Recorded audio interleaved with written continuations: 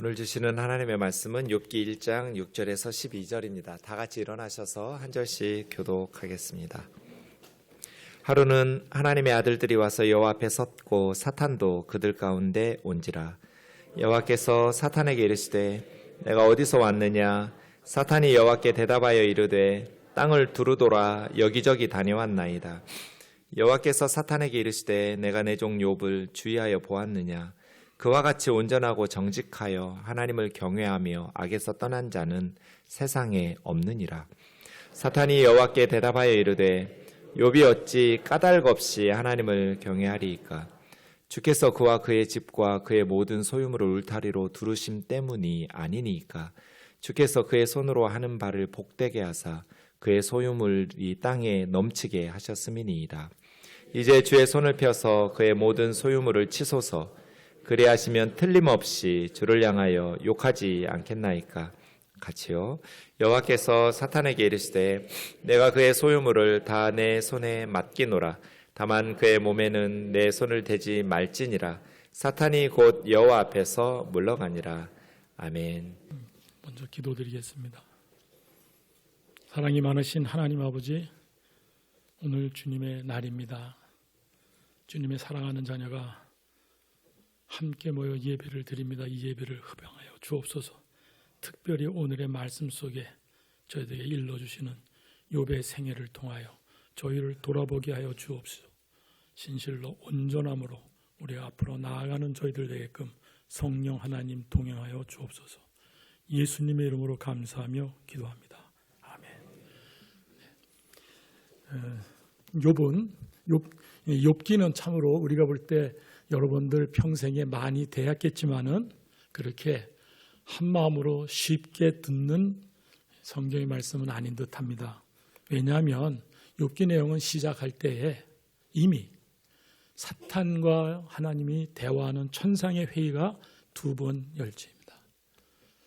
우리가 마음속으로 생각할 때 사탄이 어떻게 하나님하고 같이 얘기할까 생각하는 막연한 적용을 한다면 비유의 말씀처럼 들리기도 합니다. 그런데 또 욥기의 내용 속에 욥기 42장은 구약 성경에서 굉장히 긴 기록입니다. 아마 4-5번째 될 만큼 분량이 많은 기록입니다. 그런데 주인공 욥에 대한 얘기는 앞부분에 아주 짧게 나옵니다. 그 짧은 내용 속에 가장 동방에서 큰 자라고 하는 그러한 수식어가 있다면 바로 이어서 욥은 제 가운데 앉아서 기왓장 조각을 두고 온몸을 긁는 장면이 나오는 인생의 롤러코스터 같은 극적인 변화들이 짧은 25개 구절에 기록되어 있습니다. 그러다 보면 우리 마음속에는 누가복음에 있는 부자와 나사로의 얘기처럼 한 비유에 뭔가 하나님께서 특별히 상징적으로 비유하신 그 교훈을 찾고자 우리가 멈칫할 때가 있습니다. 그러나 그렇지 않습니다. 하나님께서는 실존하는 욥을 통하여 우리에게 지금 말씀하고 계십니다. 아브라함 족장 시대는 보통 제사를 드릴 때 제사장이었기 때문에 가장들이 직접 제사를 드렸던 걸 기억하시죠? 욥기에도 그렇게 나옵니다.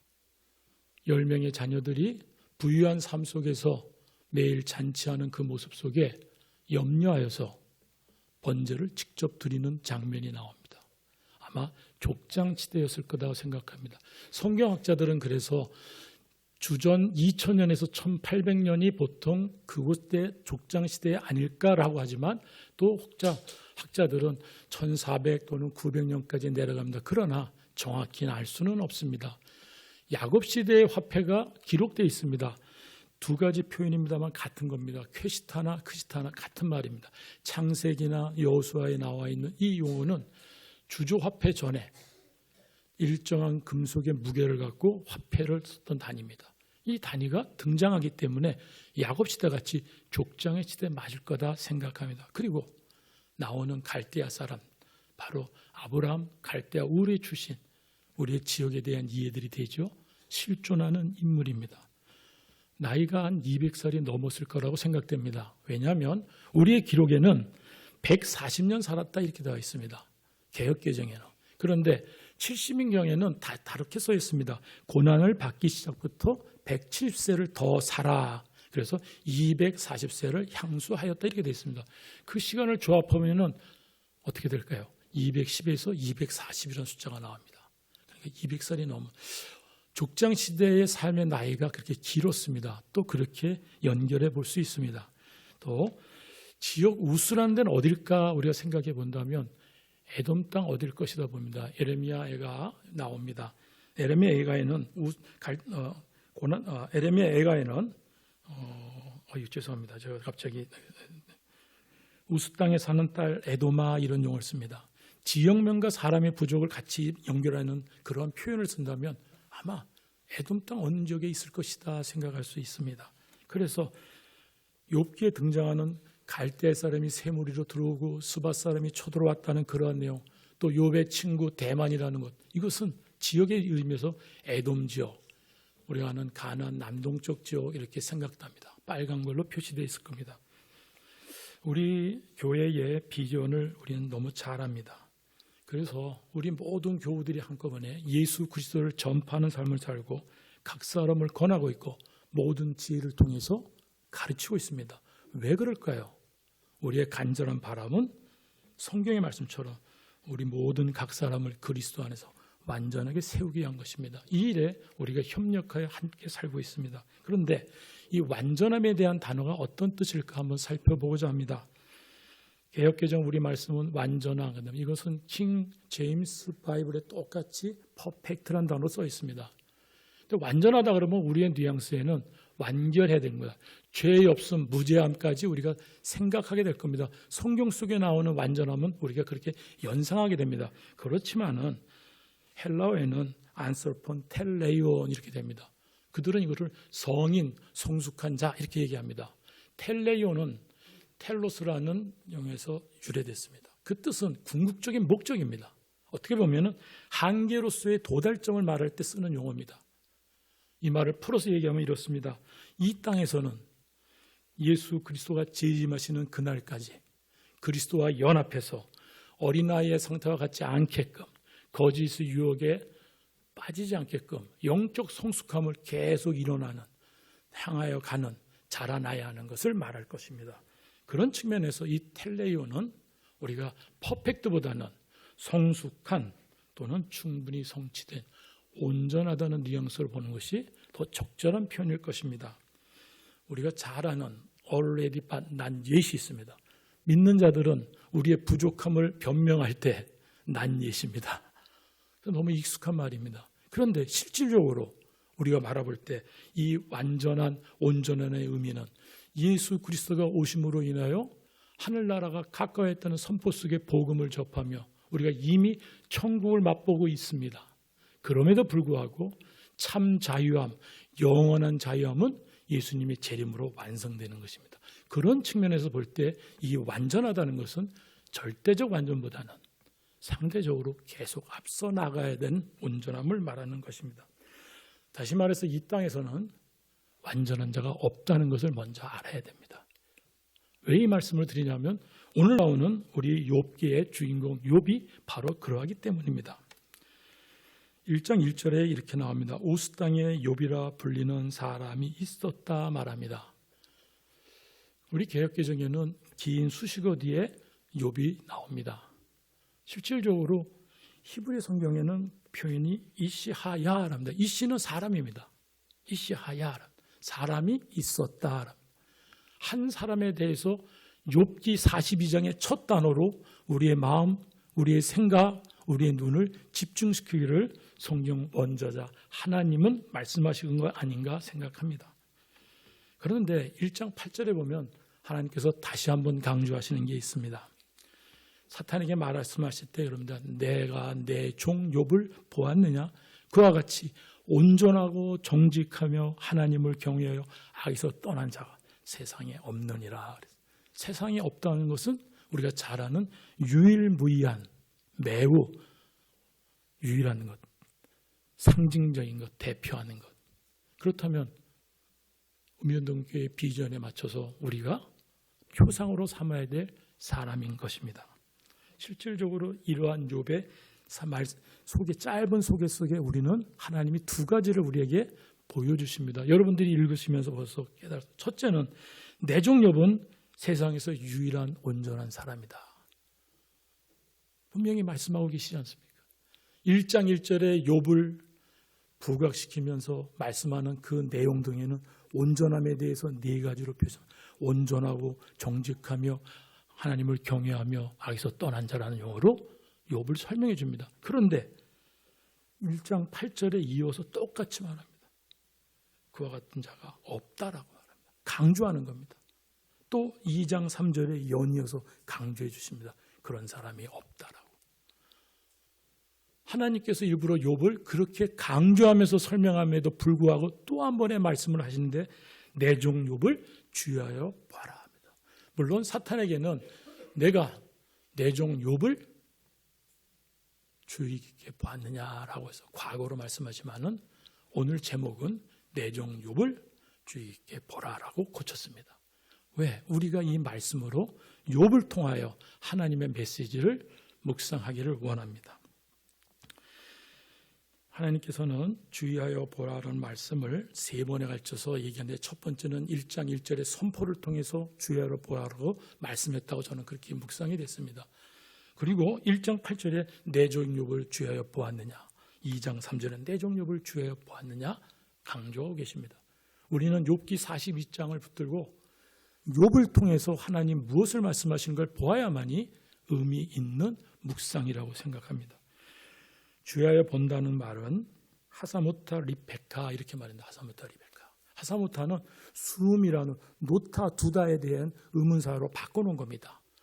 내가 놓았느냐? 내가 두었는가? 질문합니다. 레베카는 레브라는 마음에 대해서 너의 마음을 두었는가? 지금 욥에 대해서 너의 마음을 두었는가? 만약에 욥기를 묵상하면서 우리 마음을 두지 않는다면 묵상하지 않는 것이고 하나님의 뜻에 반하는 행동일 겁니다. 우리가 말씀을 대할 때마다 우리 마음을 두어야 될 것입니다.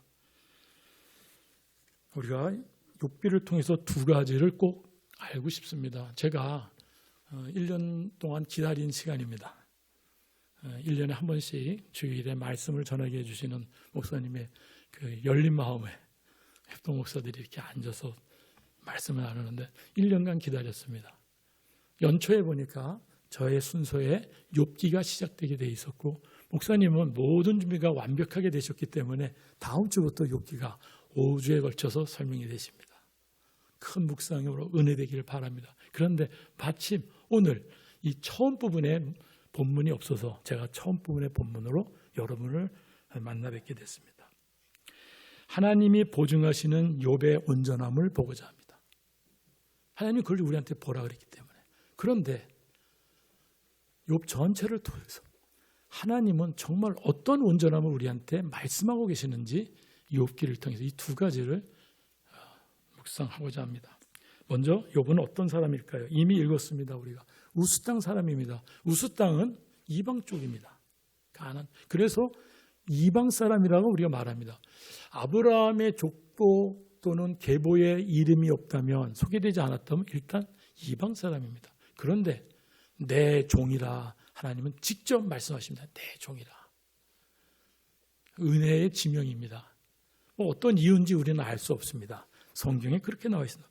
모세에게 그렇게 내 종으로 말씀하셨는데 욥에게도 내 종이라 이방 사람이 불러주십니다. 그러면서 네 가지로 얘기합니다. 온전하다 뜻은 아까 이미 잠깐 봤습니다. 퍼펙트라고 말하기에는 좀 이해하기 아쉽습니다. 그런데 욥이 똑같이 자기의 허물을 인정합니다. 욥기 14장 6절입니다. 나의 걸음을 낱낱이 세심이니이다. 그런데 바랍니다. 나의 허물을 모른 채 하여 주옵소서라고 말하는 내용이 있습니다. 우리가 온전의 표상으로서 하나님이 지시하시지만은 부족한 법, 죄인 된 것을 인정하는 모습, 우리의 모습으로 같이 투영할 수 있습니다. 정직하다라는 것은 우리가 알지 않습니까? 말한 대로 하는 사람을 정직하다고 말합니다. 말을 지키지 않는 사람, 시건하는 사람은 우리는 정직한 사람으로, 성실한 사람을 말하지 않습니다. 그런데 이 정직이 왜 쓰셨는지 모르지만 욥기를 읽다 보면 욥기가 친구들과 더불어 나는 죄진 바가 하나도 없다라는 것을 변론한 때 얘기합니다. 아주 자세하게. 그러면서 많은 상황의 죄의 리스트를 쭉, 세상에서 일어날 수 있는 죄의 리스트를 쭉 얘기합니다. 아주 자세하게 합니다. 그 중에는 이런 것도 있습니다. 어린아이를 속여서 내가 무엇을 취득할까 고소하지 않았다까지 나옵니다.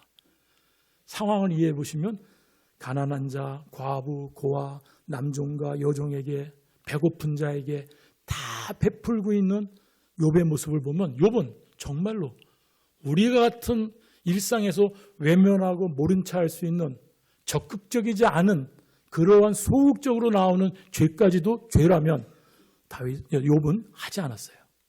그런 면에서 정직한 행동의 욥을 우리는 알 수 있습니다. 하나님을 경외하면은 이게 주제 설교가 아니기 때문에 제가요 말하고 싶지 않습니다. 근데 경외를 뭘로 생각하냐면 로마서 1장 21절에 봅니다.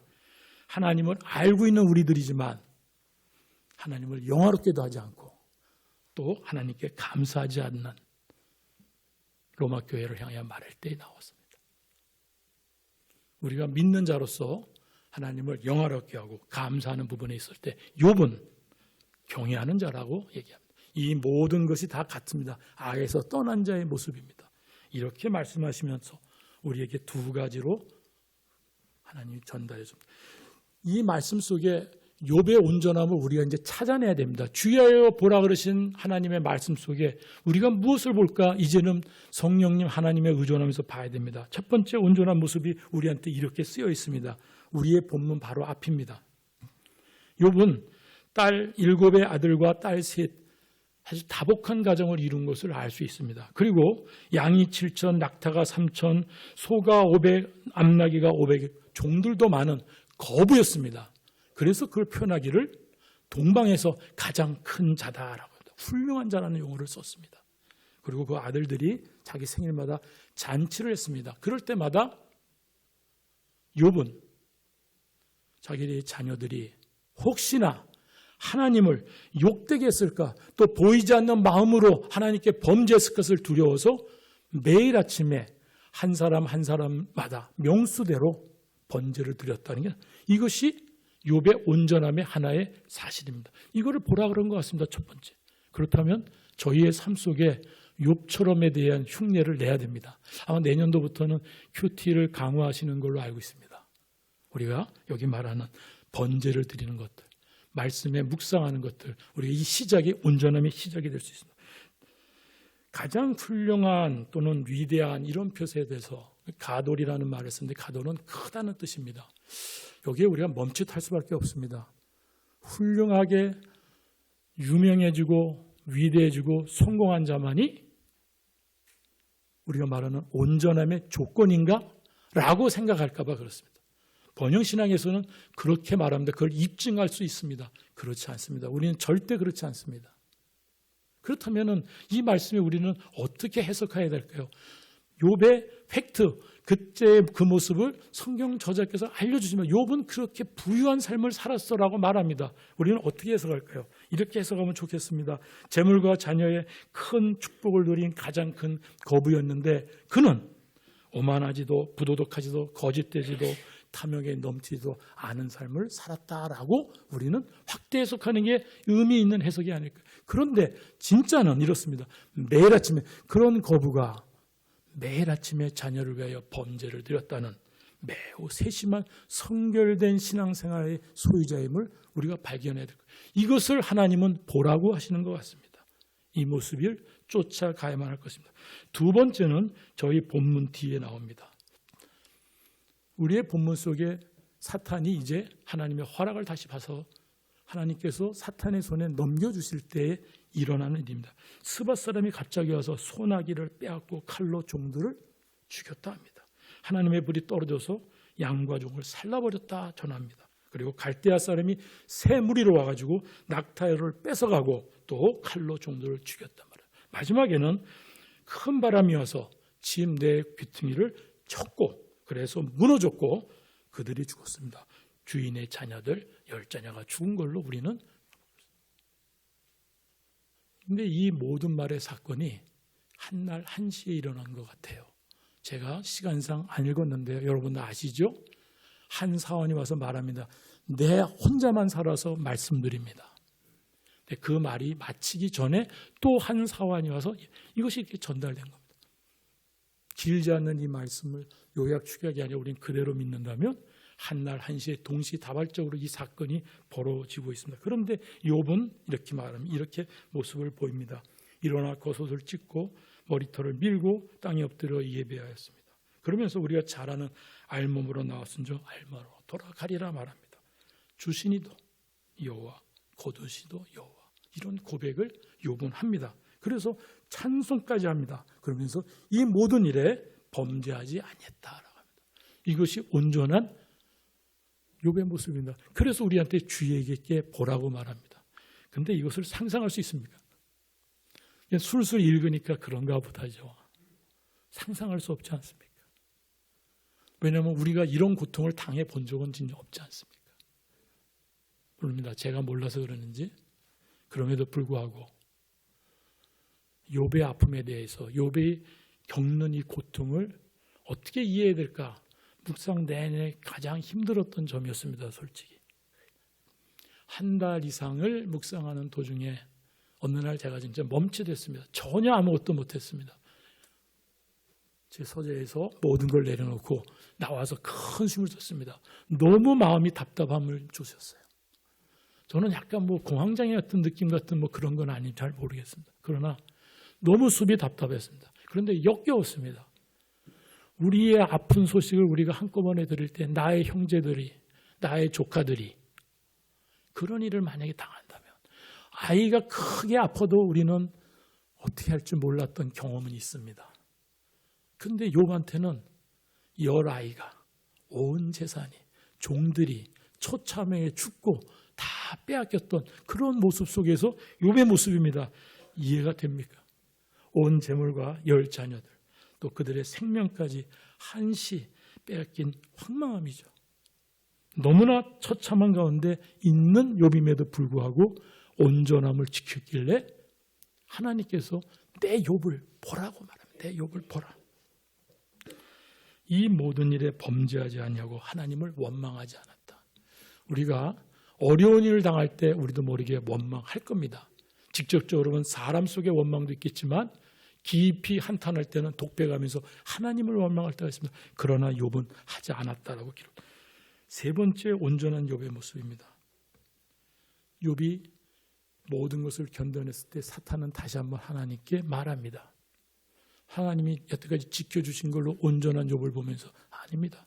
생명을 건들 때는 무너질 겁니다 라고 말합니다. 그래서 가죽으로 실질적으로 하나님이 허락하셨을 때에 발바닥에서 종소리까지 종기가 났어요. 그리고 제 가운데 앉아서 질긋 조각으로 자기를 긁었습니다. 그럼 아내는 말합니다. 하나님을 욕하고 죽으라고까지 말합니다. 신랄하고 비난하는 얘기죠. 당신의 믿음의 온전성에 대해서 나는 받아들일 수 없다라고 말하는 거겠죠. 그런데 욥은 말합니다. 당신을 보니 한 어리석은 여자의 말 같도다. 하나님께 복을 받았은즉 화도 받지 않겠느냐.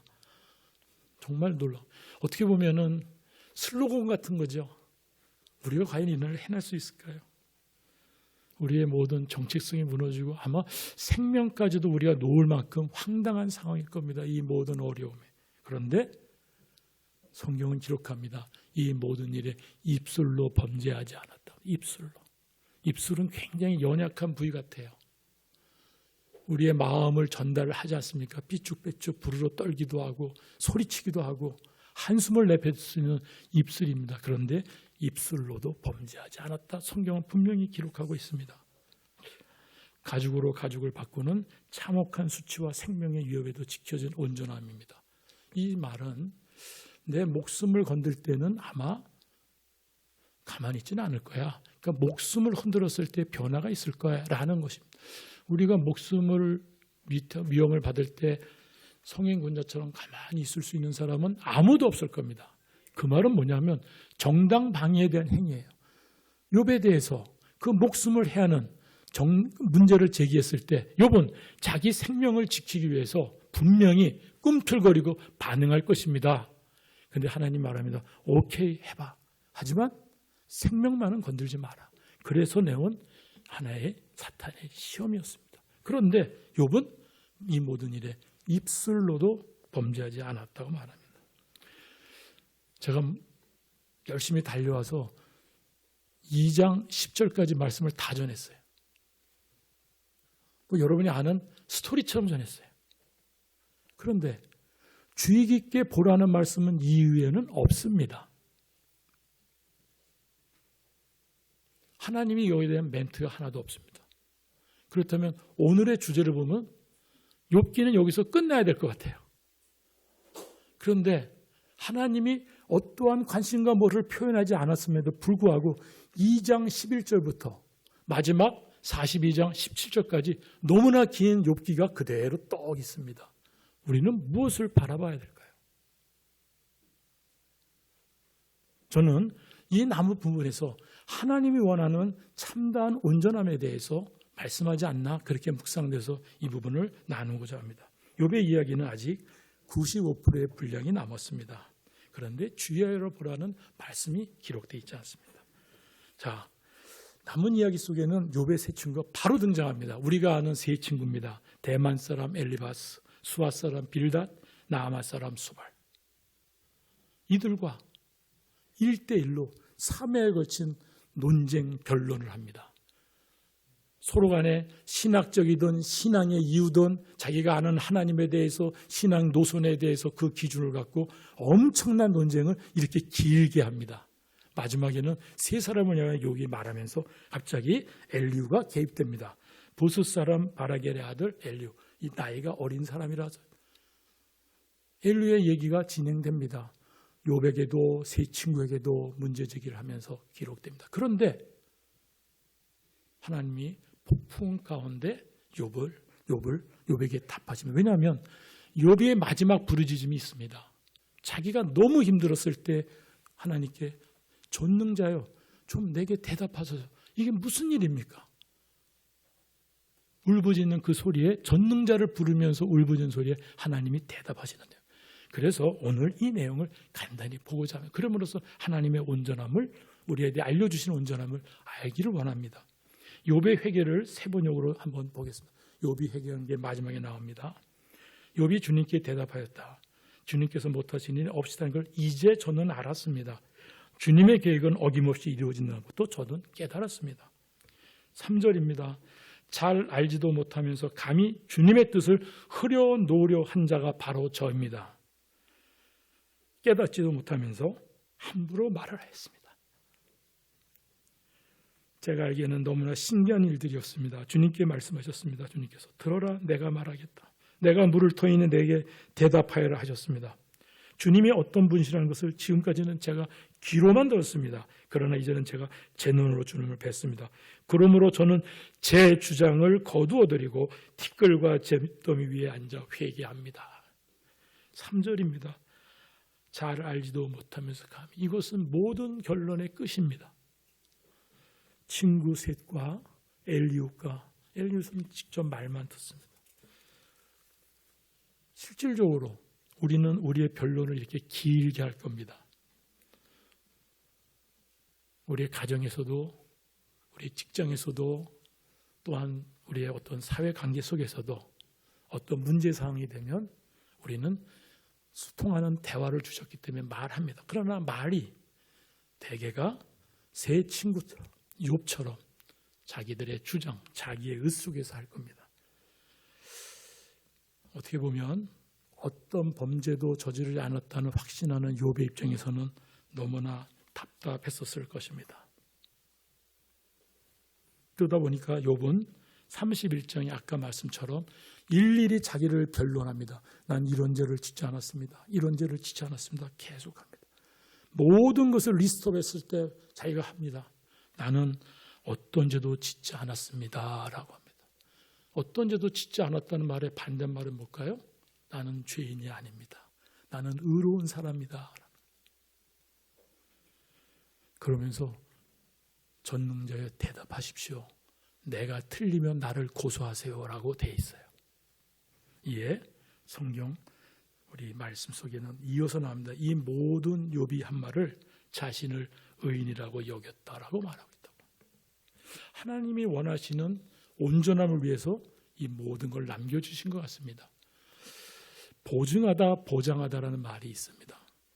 우리가 사람을 보증한다고 누구한테 소개할 때 누가 내가 책임질 수 있어 틀림없는 사람이야 이렇게 말할 때 인보한다 이런 말을 쓰죠. 우리가 내가 보증할게, 내가 인보한다 이렇게 말하죠. 욥은 하나님이 보증하는 신보된 사람입니다. 보증하다, 어떤 사물이나 사람에 대하여 책임지고 틀림이 없음을 증명할 때 말합니다. 그걸 보증하다고 말합니다. 그런데 우리가 여태까지 묵상한 것은 보증된 삶, 보아라 라의 적합한 삶이었습니다만 그 뒤에 자기가 무너질 때마다 위로자 세 친구들이 정죄함 속에서 자기도 모르게 자기를 방어하는 시간이 꽤 오래 진작에 되는 논리를 폈을 때 자기 의 속에 빠졌습니다. 온전함이 무너졌습니다. 나는 의롭다고 선언합니다. 이것에 대해서 하나님께서는 다시 보장하시고 계십니다. 어떤 일이 어려움이 없이 이루어지도록 조건을 마련하여 보증하거나 보호하는, 하나님이 이제 보증하셨던 것을 완벽하게 하시기 위해서 보호하신 일이 벌어집니다. 욥은 자기를 생일을 저주합니다. 내가 난 날이 멸망하였더라면 자기 저주에 빠졌습니다. 그러자 이런 울부짖음을 들은 친구 엘리바스가 말합니다. 내가 보건대 악을 밭갈고 독을 뿌리는 자는 그대로 거두리라. 네가 죄졌기 때문에 이런 것이야. 어쩔 수 없어. 정죄하는 거죠. 또한 빌닷은 이렇게 말합니다. 내가 만일 하나님을 찾으며 전능하신 이에게 간구하고 또 청결하고 정직하면 반드시 너를 돌보시고 너의 의로운 주소를 평안하게 하실 거야. 믿음의 권면이죠. 뭐 잘못된 것 같지 않지 않습니까? 우리가 교회에서 어려운 자들한테 그렇게 말할 수 있습니다. 우리가 쓰는 위로의 말입니다. 말씀 안에 담겨진 말씀입니다. 그럼에도 불구하고 이 말씀 속에는 너가 지금 그 처지는 바로 정직하지도 않고 청결하지도 않기 때문에 닥친 일이야. 죄에 대한 결과임을 다시 한번 확인해 주고 있습니다. 소발은 이렇게 말합니다. 일부러 제가 현대어 성경으로 여러분한테 보여드립니다. 지혜의 비밀을 너에게 알려주시길 원한다. 지혜에는 인간이 이해하기에 너무 심하면 지금 욥이 한탄하며 도무지 알지 못하겠다라는 것을 심오한 지혜의 현상이라고 말하면서 너는 하나님이 너에게 주신 벌이 내가 마땅히 받아야 할 것에 비해 오히려 가벼운 것임을 알아야 된다. 너무 심오해서 네가 그렇게 소리치고 있지만 네가 저지른 죄에 비하여 네 받는 벌은 작은 거여라. 위로 아닌 위로입니다. 정죄입니다. 욥은 자기가 까닭없이 당하는 이 고통에 대해서 이렇게 고백합니다. 그런데 이 고백을 한번 보십시오. 30장 11절이었습니다. 이는 하나님이 내 활시위를 늘어지게 하시고 나를 공개하게 하심으로 무리가 내 앞에 굴레를 벗으며. 틀린 말 아니죠. 사탄이 했다고 말하지 않습니다. 하나님이라고 주관자 하나님임을 고백하고 있습니다. 또 하나님이 나를 진흙 가운데 던지셨고 나를 티끌과 제각게 하셨다라고 하나님의 주관을 고백합니다. 마지막으로 주께서 돌이켜 내게 잔혹하게 하시고 힘있는 손으로 나를 대적하시나이다. 자기의 고통의 출발점이 하나님의 있음을 고백합니다. 이 고백이 뭐가 잘못됐을까요? 잘못된 거 우린 발견할 수 없습니다. 잘못됐다는 건 추상적입니다. 그런데 31장 6절에 자기의 결론을 이렇게 표현합니다. 만일 내가 허위와 함께 동행하여 내 발이 속임수에 빨랐다면 하나님께서 나를 공평한 저울에 달아보시고, 하나님 이제 공평한 저울의 문제를 나는 제기합니다. 나는 지금 불공평한 가운데 있지 않습니까?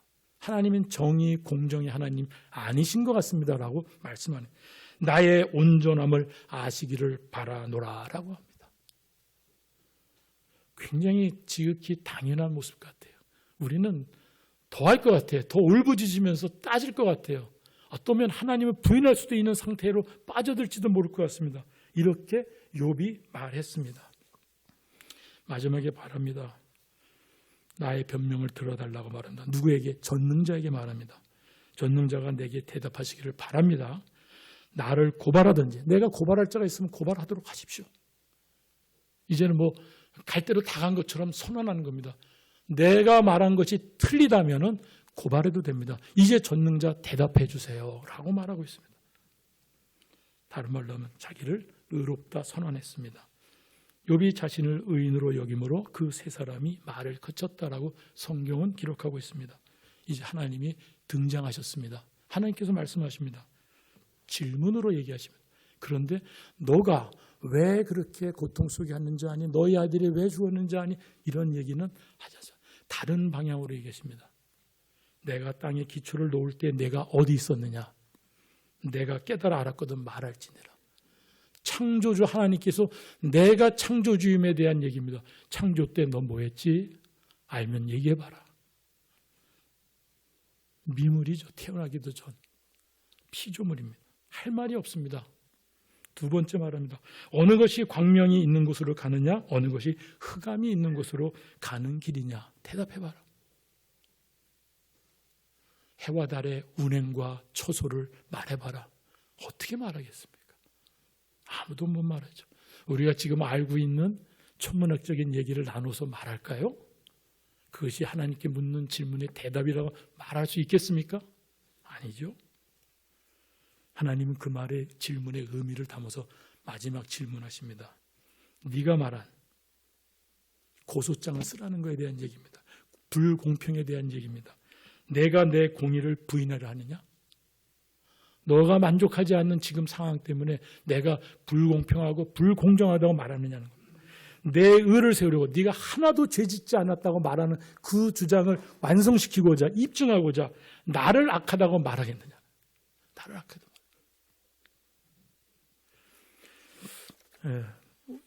욥의 얘기를 잠깐 생각하면서 고통에 대한 생각을 우리가 한번 생각해 볼 수 있습니다.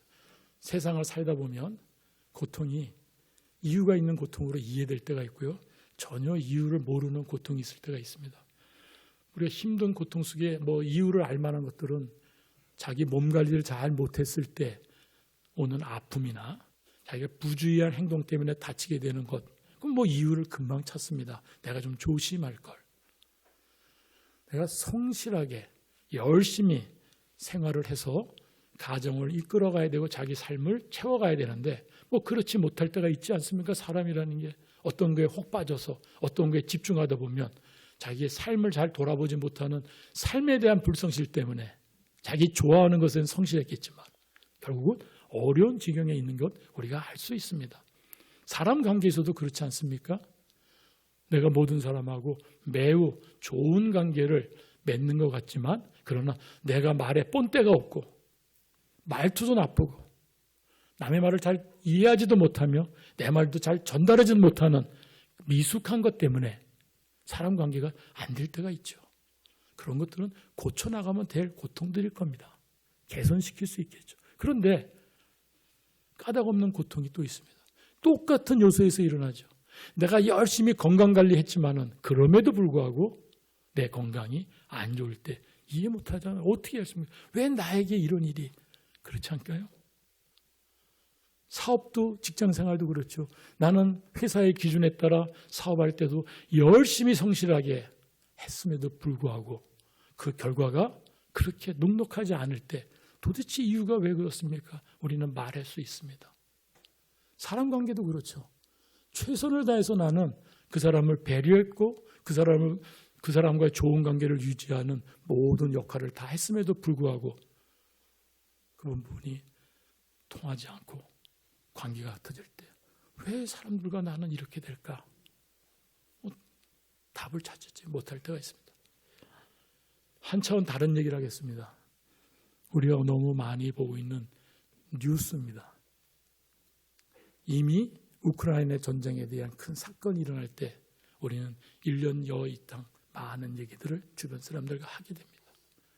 믿는 사람을 할 때는 믿는 사람의 소재로도 쓰게 됩니다. 또 최근에 일어나는 테러와 또 전쟁, 이 두 가지 일 때문에 일어나는 이스라엘과 팔레스타인의 얘기 속에서도 우리는 많은 얘기를 합니다. 기도의 제목을 두고도 할 수밖에 없습니다. 우리는 안타깝게. 국내의 사건들을 많지 않았습니까? 최근에 있었던 이태원 사건이나. 그렇죠? 굵직굵직한 사건들이 많이 있습니다. 그럴 때마다 우리는 말을 할 수밖에 없습니다. 말하게 돼 있잖아요. 그런데 원인과 이유를 완전하게 얘기해 줄 수 있는 사람이 있습니까? 자기의 생각대로 얘기하게 되는 거죠. 잠언은 얘기합니다. 너는 하나님 앞에서 함부로 입을 열지 말며 급한 마음으로 말을 내지 말라. 하나님은 하늘에 계시고 너는 땅에 있음이니라. 우리가 오랜 신앙생활 속에서 신앙의 논조와 신앙인의 자세로서 세상을 말할 때가 있습니다. 말해야만 하죠. 권면해야 되고 나누어야 됩니다. 그럼에도 불구하고 하나님 앞에서 말하는 것을 우리는 잊어서는 안 됩니다. 이것이 넘어가는 확신은 자기의 의입니다. 자기의 의에 충만한 입술의 죄입니다. 욥을 돌이켜보면 죄 지은 건 하나도 없었습니다. 자기를 위로하러 온 세 친구가 자기를 경계하는 것에 자기의 변론을 전부 해나갑니다. 그 모든 변론의 끝에 결론은 그 많은 시간에 42장까지 채워진 내용 속에 온전함을 확인하는 욥의 주장 속에 하나님은 자기의 의라고 말합니다. 자기의 의. 대답할 수 없을 때 창조주 하나님을 바라보는 것입니다. 욥이 빌닷에게 논쟁할 때 나온 말을 마치겠습니다. 세상이 악인의 손에 넘어갔고 욥이 얼마나 고백을 잘합니까? 재판관의 얼굴도 가려졌다. 세상이 그렇게 돌아가지 않습니까? 전도서에 보면 나오는 내용 아닙니까? 그렇게 되게 하니가 그가 아니면 누구냐? 우리가 이 말씀 앞에 겸손할 필요가 있습니다. 그렇게 되게 하니가 그가 아니면 누구냐? 우리 모두 욥의 온전함을 주의 있게 봐야 될 것입니다. 정말로 이 말씀에 우리의 삶을 긴장하며 살아가는 것이 맞다고 봅니다. 그렇다면 자유함이 없을까요? 그렇진 않습니다. 욥의 맨 앞처럼 성령 하나님의 도움을 받아서 늘 매일 아침 번제드리는 자의 모습처럼 삶 속에서 그래야 될 것입니다. 우리가 어렸을 때 학교를 다니면은 차렷 경례 그러지 않습니까? 저는 중학교 내내 3년 내내 아침 조회를 하지 않고 1시간 동안 미국분 선생님이 오셔서 하는 영어 회화반에 한 5명이 3년 동안 들은 적이 있습니다. 특별한 배려를 받게 됐어요. 그러면 이제 누군가 얘기하면 attention, bow 합니다. 차렷 경례입니다. attention입니다. 깊게 주목하랍니다. 오늘 말씀에 주목해서 정말로 하나님이 우리한테 원하는 온전함에 대해서 일상에 적용하는 성령의 도움으로서 살아가기를 바랍니다. 기도하겠습니다. 사랑이 많으신 하나님 아버지, 욥을 통하여 온전함을 우리에게 보라 하심을 지금 읽고 묵상했습니다. 부족하고 아둔한 자들이 무엇을 이해할 수 있으면 묵상하겠습니까? 말씀을 놓고 우리에게 주신 것 그대로 듣기를 원합니다. 성령 하나님 내주하셔서 저희를 이끌어 주옵소서. 하나님이 원하시는 참 온전함에 늘 바로 서는 저희들 되게끔 인도하여 주옵소서. 예수님의 이름으로 감사하며 기도합니다. 아멘.